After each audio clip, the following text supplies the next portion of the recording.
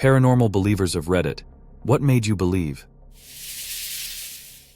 When I was younger, my mom used to invite random neighborhood children over for dinner and parties so they could eat. At my sister's birthday party, everyone was outside getting ready to hit the piñata. My father noticed a girl sitting inside, staring out the window at us. We have a large window beside the front door. He told me to go inside and ask her to come out and join the party. I ran up the walkway, looking at her through the window as I approached the door. As soon as I passed through the doorway, losing sight of her for a few seconds, she was gone. My dad thought she had fallen. There's a couch in front of the window, so he thought she fell on the couch. I looked around for her but couldn't find her, so I told my dad. He helped me look, but still nothing. No one else saw her except me and my dad. My mom said she didn't recall inviting any girls who matched our description of her. We forgot about it until some years later, though I don't really know exactly how many. My dad and I were sitting in the living room watching TV. From my dad's armchair, you can see into the kitchen a little bit. We were talking about the show we were watching when he suddenly got quiet. He said my name and motioned for me to come over to him. He told me to look at the microwave. I saw that girl's reflection in the microwave, exactly the same as before. I ran into the kitchen and my dad followed, but again, no one was there. We were both pretty spooked, so we went out for ice cream until my mom came home. I thought it was a neighborhood kid playing a prank on us the first time, but seeing her the second time, unchanged in our kitchen many years later, made me start believing in ghosts. My husband and I live in a 100-year-old house. It's always been a little creepy, like hearing people talking in another room, going in, and finding no one there. But a couple of years ago, we had two significant hauntings that totally convinced me the paranormal is real. The first thing that happened was when I was sleeping on the living room floor in front of the TV because I had hurt my back and was trying to get it to unkink. I woke up at 4 a.m. and heard the mantel clock chime 4. I'm sure I was awake because I watched TV for a few minutes. I heard my husband walk into the room behind me, pick up the comforter, and spoon behind me with his arm thrown over my waist. After a couple of minutes, it was like his arm weighed a ton, and he was throwing off a lot of heat. Just about then, I heard my husband start snoring in the bedroom. I was like, ah, crap, freaking terrified. So I counted to 3, threw the cover off, and ran. I woke him up, and we looked around, but there was no one else in the house. I know there was something there, though. The second time, we were both asleep in the bedroom at about 4 a.m. again. My husband says he woke up to hear 2 little girls talking. He could hear that they were playing jacks. He could hear the ball bouncing and the metal sound of the jacks on the wood floors. One of the little girls said to the other, "Watch this." Then she called out, "Mama, Mama!" And I sat straight up, still asleep, and said, "What, baby?" Once a mom, always a mom, right? The little girls laughed because it worked. So he kind of shook me awake, and I looked at him, then at the doorway where the little girls were. They looked real, except their outlines were wavering, and they were almost black and white in coloring. They saw us both looking and laughed. Then the older girl grabbed the littler one's hand, and they walked right through the bedroom wall and disappeared. We were raised non-religious, and my parents were very rational, placing a lot of emphasis on science and education. I occasionally felt weird in certain places that had an eerie history or environment, but always attributed it to my mind playing tricks. My first year at college, I had an encounter that shook me enough to call home in a panic, only to be informed that my family had the ability to see spirits for multiple generations and that there was nothing to fear. The calm, matter-of-fact way my dad told me that my grandfather, uncle, some of my cousins, and he himself had the sight, you would have thought he was telling me what he had for dinner. Some strange things from my childhood started to make sense. Anyhow, I just wanted it to go away. Dad guided me, it went away, and I put it all behind me like a bad dream. And then the following happened. I've posted this before, so here goes. I've only seen spirits twice. It is more usual for me to get a feeling of general unease when I'm somewhere with high paranormal activity. This is about the last time I saw a spirit, and the only time I saw one so clearly, a few years ago. My boyfriend, now husband, and I were house hunting, and were interested in a nice single-story home in a good neighborhood. We called the agent and asked to view the house. When we arrived for the appointment, the agent introduced us to an older man who was the owner. He was sitting in his armchair and didn't get up, but he nodded in our direction. We toured the living room, family area, and huge, beautiful kitchen with gorgeous wood cabinets. I noticed lots of family photos of the grown-up kids, grandkids, etc., and the place had a warm feel to it, though it felt a little sad and empty at the same time. As we headed toward the bedrooms, the hallways suddenly seemed cold and dark. All the lights were on, as is normal for a house being shown, but I couldn't shake the feeling of cold, darkness, and sorrow as we walked toward the bedrooms. As we approached the master bedroom, the agent informed us that we could look around the bedroom, but the owner had requested we not step inside it since he was still living there. The agent opened the door and stepped aside so we could poke our heads in for a look. At this point, I was feeling unusually cold and sad. When I looked through the doorway, I saw an older woman standing just beyond it, staring back at my boyfriend and me. She appeared as though I was seeing her through a veil of water, with colors faded and outlines blurred. She was just standing there, exuding an aura of inexpressible sorrow, and in that moment, I knew, or she communicated to me, that she was the old owner's wife. She was sad because her husband was suffering so much after her death. Suddenly, she was sitting at the foot of the bed, looking at her hand as she gently smoothed the covers.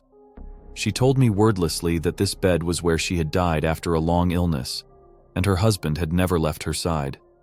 She slowly raised her head, looked directly at me, and I heard her words in my mind. How can I leave him when he is so sad and lonely? It hurts so much to see him this way. My boyfriend grasped my shoulder, snapping me out of my daze. He looked very concerned because I was crying hard, with tears streaming down my face.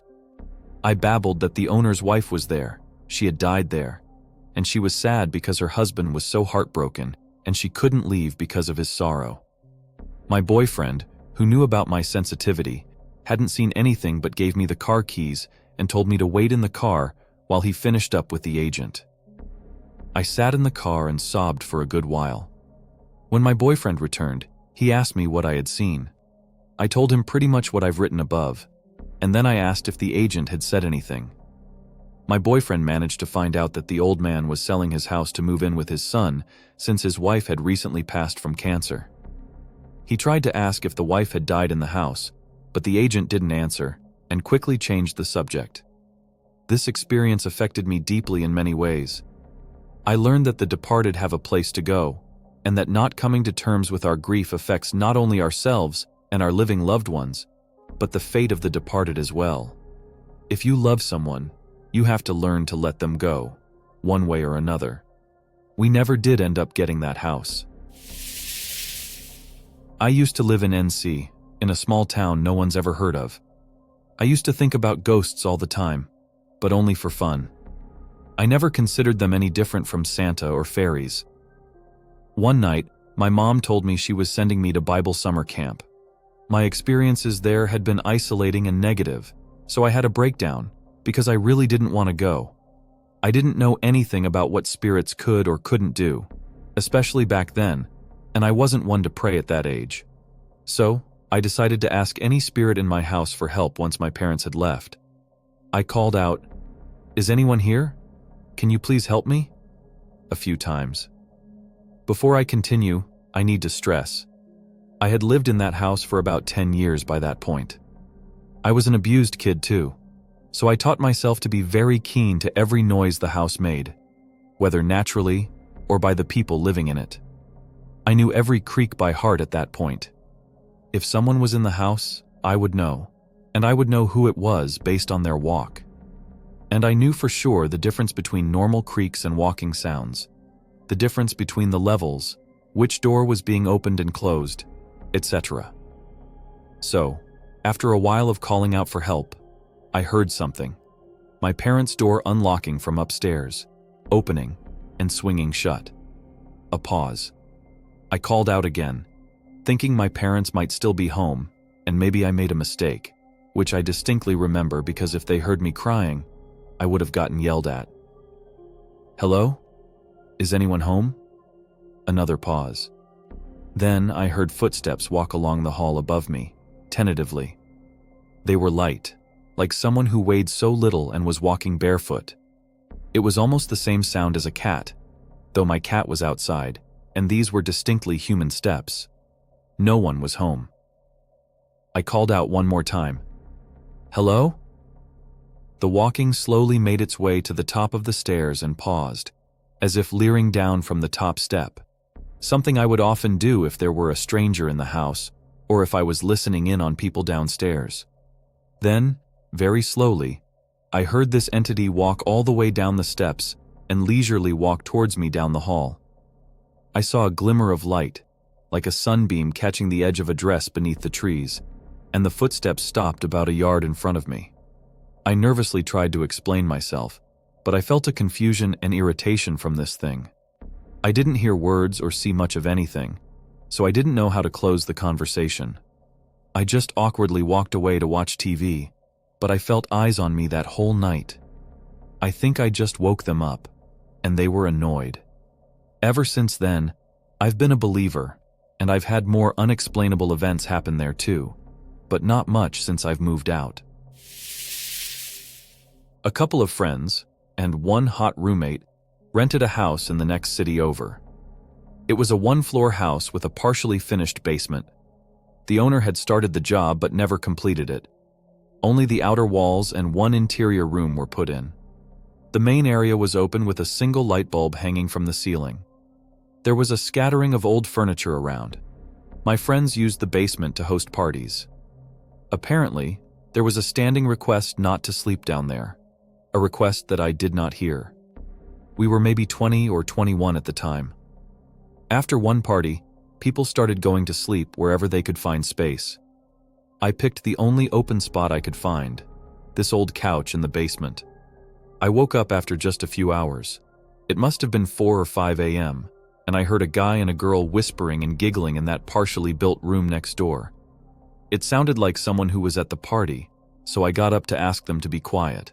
As soon as I got near that doorway, it stopped. Weird, but I thought maybe I was hearing people still partying upstairs, and it just sounded like whispering through the floor. No biggie. It didn't start back up, so I decided to ignore it and try to go back to sleep. I laid back down. That bright light was shining in my face, and I wasn't sure how to turn it off, so I closed my eyes and tried to fall asleep anyway. While I was lying on the couch with my eyes closed, I saw a shadow move across my eyelids, as if something had passed between me and the light. At this point, I sat bolt upright and said, "Nope, nope, nope, nope," over and over as I started walking toward the stairs. The cement floor was a bit uneven, so I'd hear a scuffing noise with some of my footsteps, but I also heard it even when my shoe didn't scrape the floor. I stopped at the bottom of the stairs and listened. The shuffling footsteps kept going, so I sprinted up the stairs. I paused one more time at the top, looked back, and saw nothing. I don't know. I expected to see someone. I waited maybe 10 seconds, listening out, and finally, I heard what sounded like a single footfall on wood and the creak of that bottom stair. I shut the door behind me and backed away, watching it, but nothing ever came through. Frantically, I tried to find one of my friends who had rented the place without waking anyone up. I found the roommate on an air mattress in the living room, which was weird, but whatever. I started shaking her and said, See, wake up, your basement is haunted." She just looked at me like I was an idiot and said, "Duh, we told everyone not to sleep down there." I just went, "Oh, so can I crash on the corner of the air mattress?" And she said I could. The next day, I got all of the ghost stories from them about the house. Apparently the main floor was haunted too, and the basement was just the worst spot for it. A bit of background. When my wife was young, her parents and siblings lived with one set of her grandparents. Her grandfather was murdered in the home, and it happened in his bedroom upstairs. The room was used primarily for storage for the next 20+ years.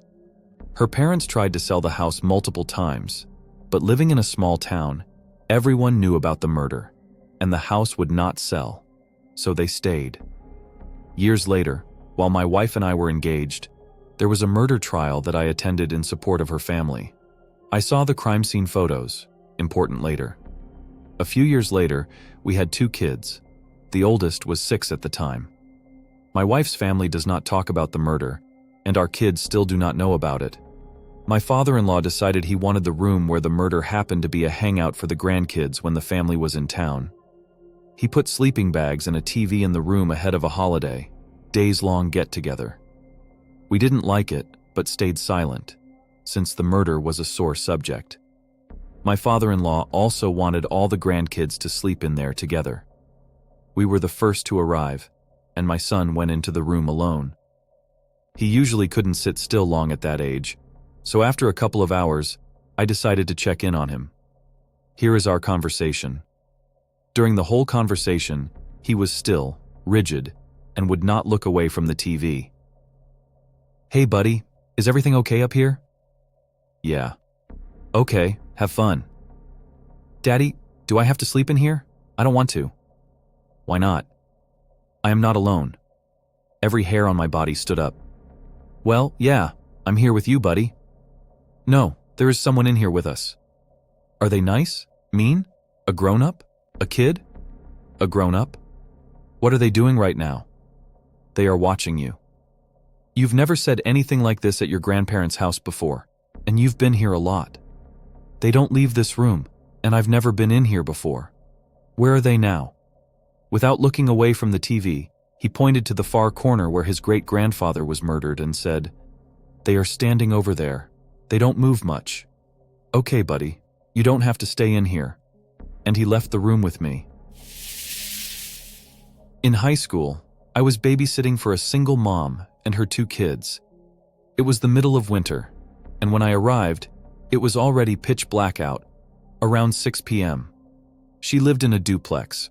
While I was standing in the living room with her and her girls, talking about how the rest of the night would go, a little boy in full snow gear came in through her front door, stomped through the living room past us, and headed down the stairs to the basement. The mom never even looked at him or stopped talking. The girls didn't make any acknowledgement that they saw him. I was super weirded out, but I was also an extremely introverted teenager, so I didn't ask the mom what was up. Once the mom left, I asked the girls who the little boy was that came in, and they both had no idea what I was talking about. So I got brave, grabbed a broom, and headed downstairs.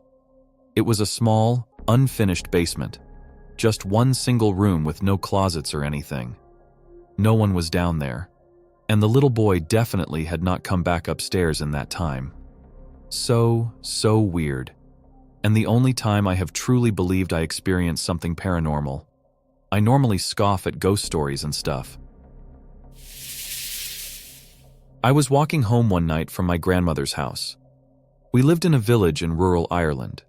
Granny's house was on the outskirts of the village, so I had to walk up a narrow country lane to get to Granny's house and then back down the lane toward the village. My granddad was dying, and the priest had given him the last rites. He pulled through the night, and my granny told me to go home and get some rest. I reluctantly agreed and walked home. Down the country lane, I had walked on since I was a boy. It felt different this time, almost eerie. I usually never get spooked, but I pushed the feeling aside as my mind was still in shock about Granddad. As I approached the bottom of the lane, I noticed a blur of white near one of the farmer's gates to the field beside my grandparents' house. I thought it might be a lamb that had escaped. It happens a lot. I walked toward it to investigate. As I neared the blur of white, it felt like electricity coursed through every inch of my body. The hairs stood up on my arms and what was left on the top of my head. I stood frozen in perpetual fear as the figure turned out to be an old, hunched woman in a white robe, and she let out the most terrifying scream. The guttural scream was so frightening that I actually stopped breathing out of sheer fear. I looked up at her face and saw nothing but a blur. The cry was agonizing, like a mother discovering her child had died. It was the most terrifying scream I have ever witnessed. Adrenaline must have kicked in because I ran straight back up the lane toward Granny's house and burst through the front door. I could hear my granny rushing out of Granddad's room, crying. She said, "Granddad's gone." He had passed away within the 5 minutes of me leaving and encountering the woman on the lane. I remember telling my elderly aunt and a few family members about the woman, and they said she was a family friend who only appears when someone is going to die. I thought they were joking until my father, a born skeptic and very religious man, confirmed the woman's existence. In some families in Ireland, she is known as the Banshee. I'll never forget her. Not even when I'm on my own deathbed will I ever forget that howl. Thank you. When I was a kid, we lived pretty far out of town, up in the mountains, right next to old railroad tracks. The area was known for logging and, at one time, gold mining. I remember waking up in the middle of the night. The moon was bright and made it easy to see. For some reason, I peeked out the blinds, and about 20 yards away, standing on the road, was a man. He was wearing an old miner's hat and was just standing completely still, staring at our house. I have no idea if he could see me, but I was frozen. After about 10 minutes, I eased away from the window and lay in bed, trying not to think about it. About an hour later, still unable to sleep, I checked the window again, and he was still there. It freaked me out, so I refused to look out the window again that night. I kind of forgot about this incident until several years later, when the exact same thing happened again. Another bright moon. I once again woke up in the middle of the night and felt compelled to look out the window. The same man, wearing the same hat, was standing in the same spot, just staring. I never talked to anyone about it, and I'm not sure if it was something paranormal or just a man with a creepy habit. When I lived in Oregon, I worked in IT for the community college. I wasn't getting out until 9 or 10 p.m. by myself. It was a normal day like any other. By the time I left work, it was pitch black, and the thick underbrush made it even harder to see. This will be important later. I drove through town and finally reached the highway that leads from Lincoln City to Corvallis, a long stretch of empty highway that runs for over an hour through the forest. After about 45 minutes, I arrived at the hill that split into 2 lanes on both sides. As I accelerated in my small car, I noticed something moving alongside the guardrail. Okay, I thought. It's a deer. No big deal. Just slow down and avoid the cute little critter. I was extra careful because the thick underbrush meant that each side of the road was a deep well of blackness that could hide any little creatures waiting to jump into your path. Before I could finish that thought, I saw feet. If you're from Oregon, you know the homeless situation can be challenging. It wouldn't be too strange for someone to be hitchhiking out here, but it was definitely unusual this late at night. I slowed down to about 65 mph. I was going over 70, and kept an eye on the white shoes walking up the road. By the time I realized those were legs and shoes, the man darted out in front of my car in what I thought was a suicide attempt. I slammed on the brakes trying to avoid him. I'm getting goosebumps just typing this, and ended up sliding sideways at 60 mph in the opposite lane while the man ran out in front of me, relentlessly. All I could see was his red plaid shirt and his body as he hit the hood of my car. When I came to a stop, he was leaning on the hood, staring directly at me. The primal fear I felt was something I didn't even know existed. The high beams of my car didn't even pierce whatever this man was. It was the blackest shadow, a void. Then, in an instant, he vanished. Gone. I was breathless. Absolutely breathless. Shaking. Thinking I'd killed someone. I sat in the opposite lane, sideways, breathing heavily for a minute or two. I couldn't help but scream at that point and pound on my accelerator to get out of there. I called my husband, screaming and crying that I had just hit a man, but that he disappeared, and I didn't know what was happening. I left the scene. I know, it was illegal. By the time I got home, 30 minutes later, I was still shaking. I got out of my car and ran to the hood, seeing no dents, no handprints, nothing. I didn't sleep that night. Here's where it got even stranger. The next day at work, I researched deaths on that highway and found that a man had rolled his truck with his wife and child inside. All three had died. I highlighted his name and looked him up on Facebook. The first profile that came up was a memorial for that man. In his profile photo, he wore a red plaid shirt. I returned a few weeks later. In that same area where my skid marks were, there was the guardrail.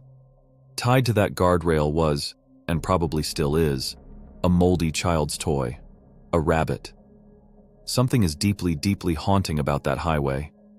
I'm just glad there wasn't anyone in the oncoming lane, or I too might be trapped there along with that man, whoever he was. My ex-husband's family owns a massive farmhouse that was built in the late 1800s and has been passed down through generations.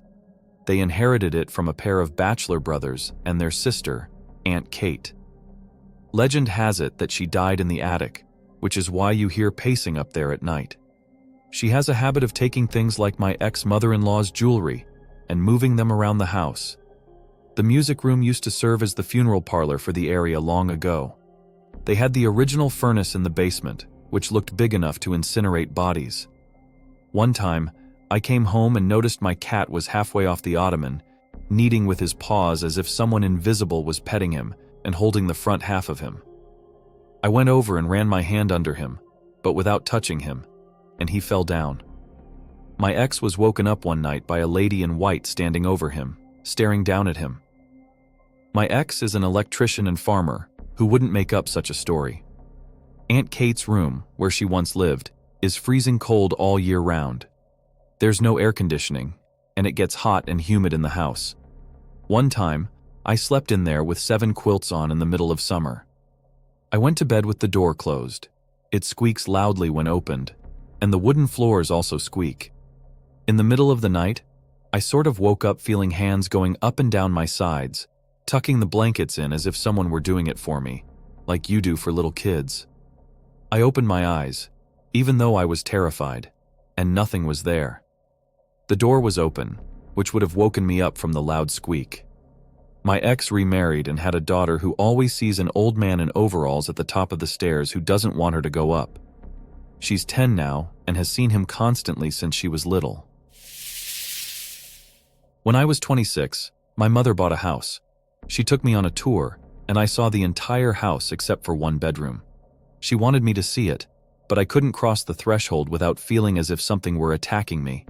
I told my mother that someone or something malevolent must have died a horrible death in that room, and I would not enter it unless it was blessed by her priest. She laughed at me. 2 weeks later, the previous homeowner came over to get her mail. She and my mom sat down to chat, and my mom mentioned my concerns about that room. That's when the previous owner said, "That's where I shot and killed that dangerous man."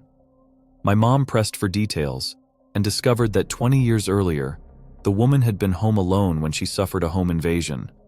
She was violently assaulted, and as he attempted to crawl out of the window, she shot him in the back and let him bleed to death before calling 911.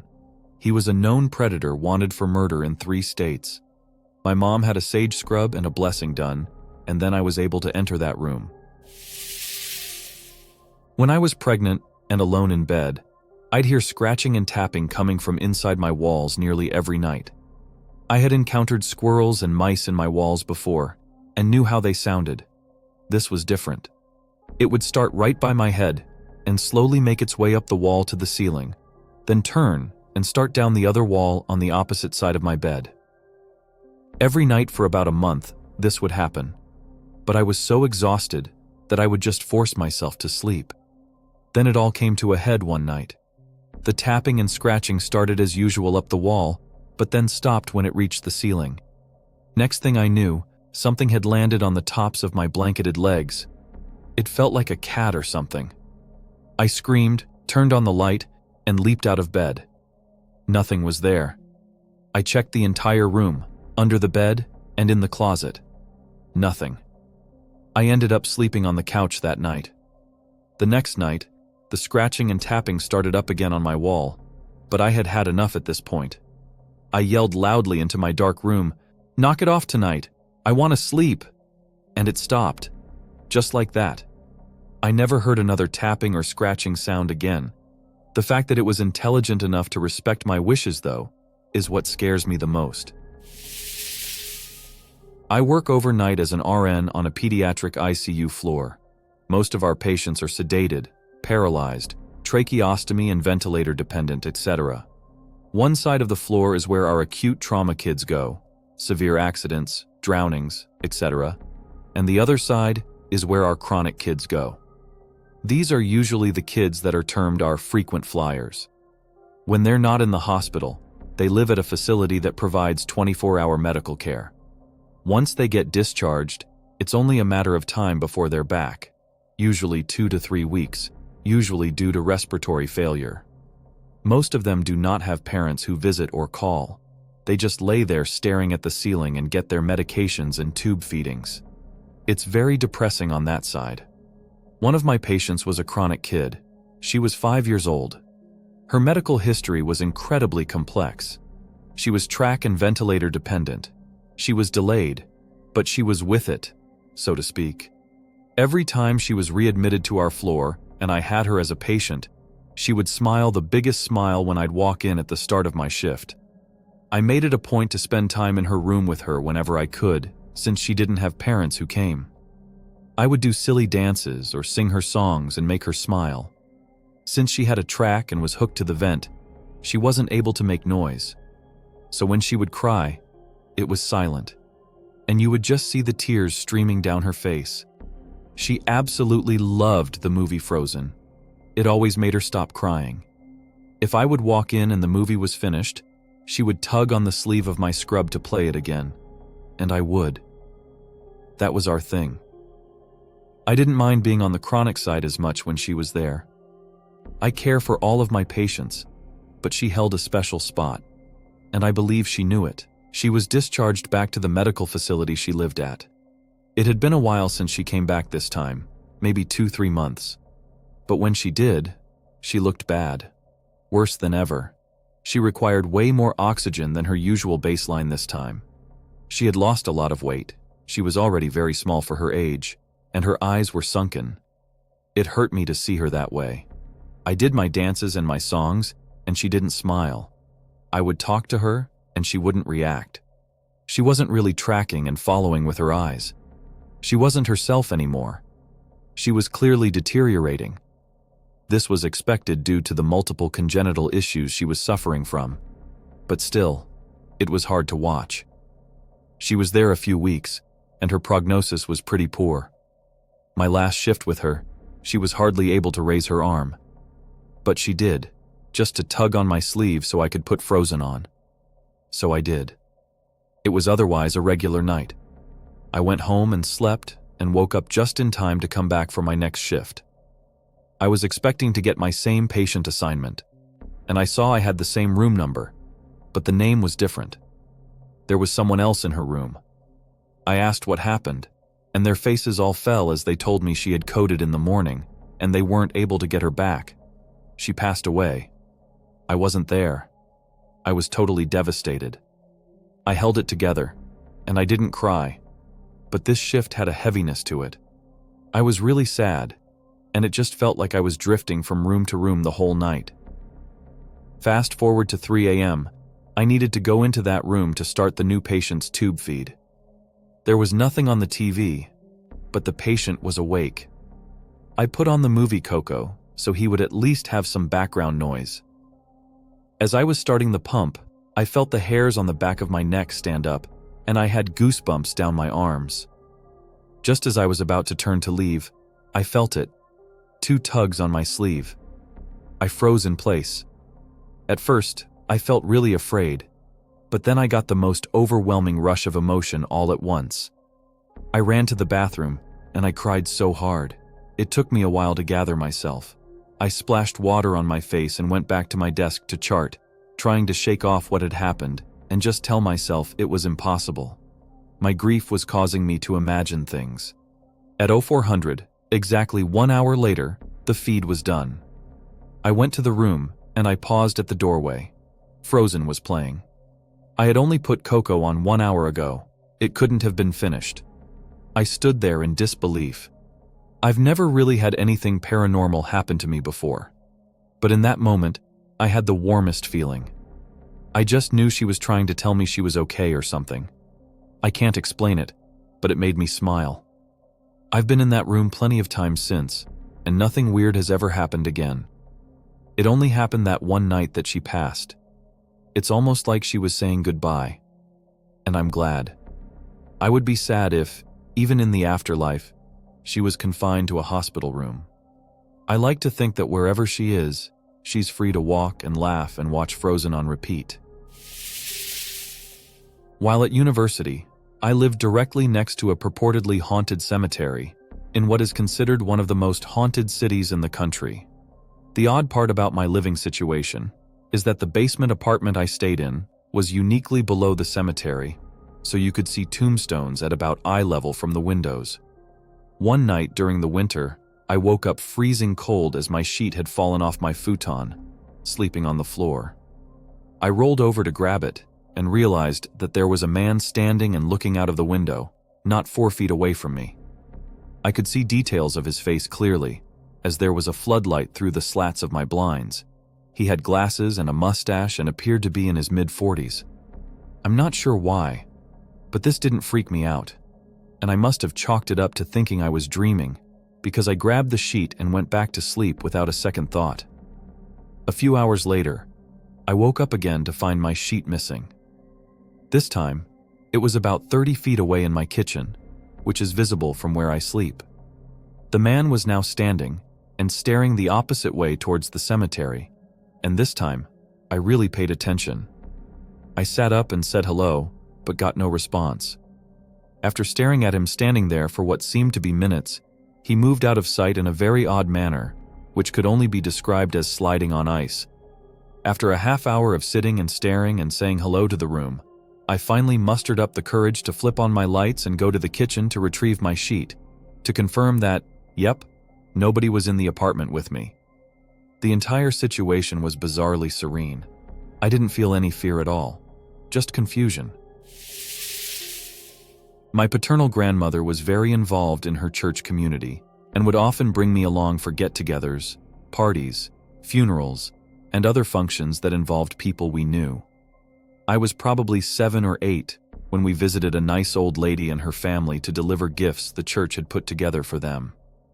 My grandmother being herself, she quickly got caught up in conversation, which left me time to roam around a little.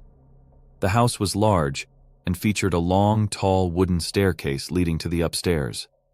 I had never seen a staircase so tall and wanted nothing more than to make it to the top.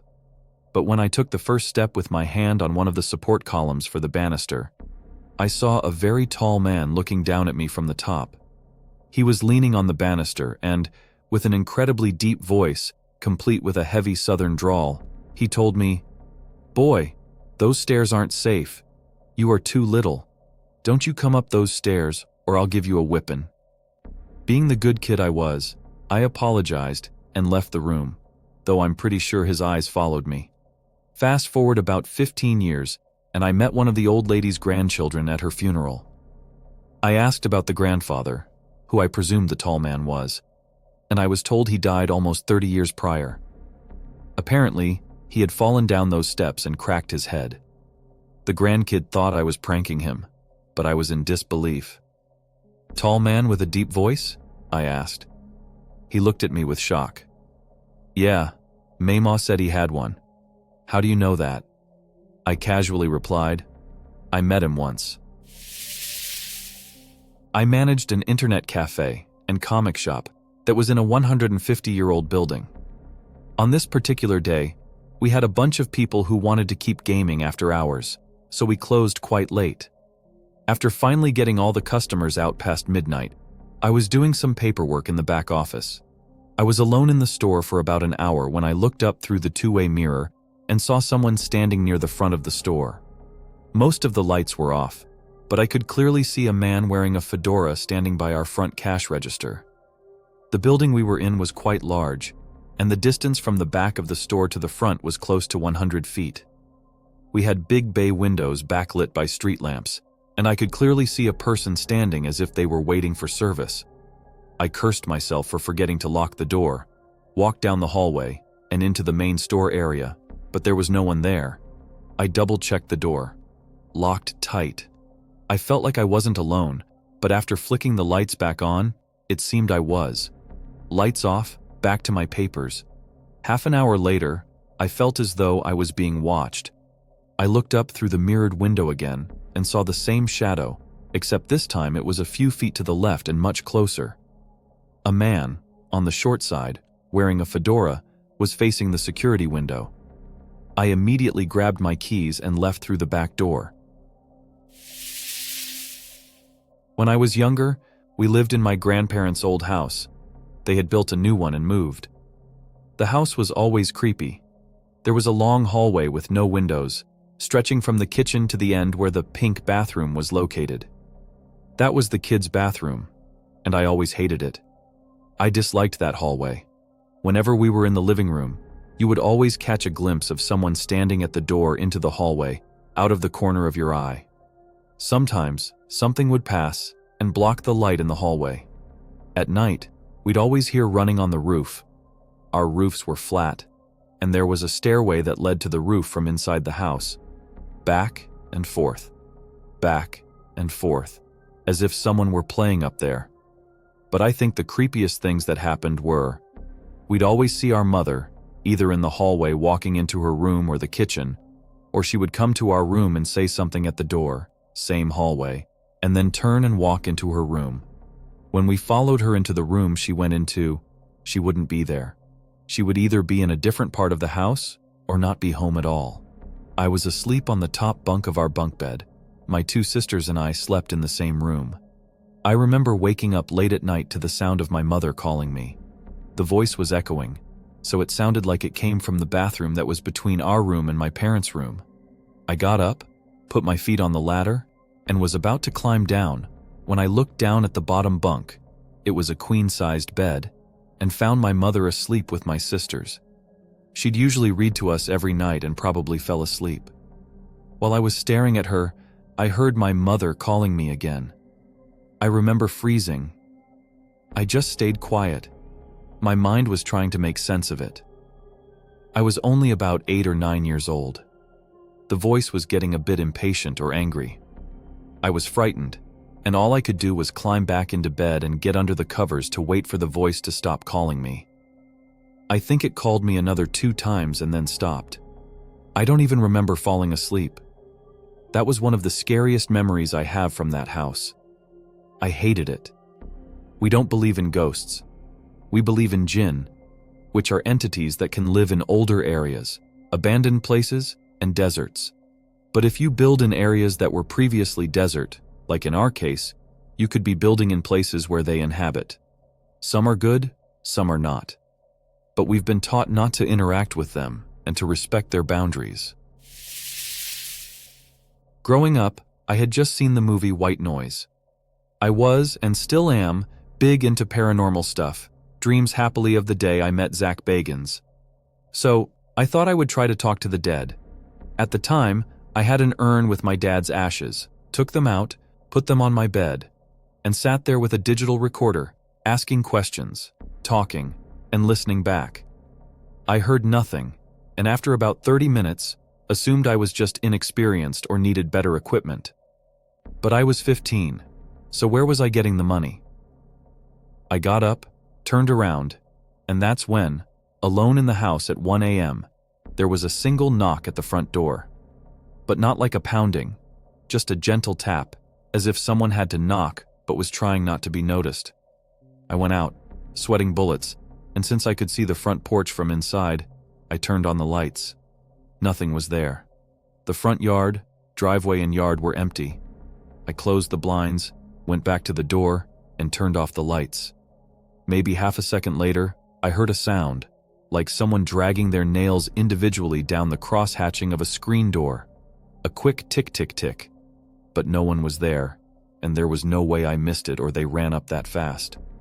I immediately put my back against the door and said loudly, "I'm sorry, Dad. I won't do it again." And the sound immediately stopped. I will never, ever try that again.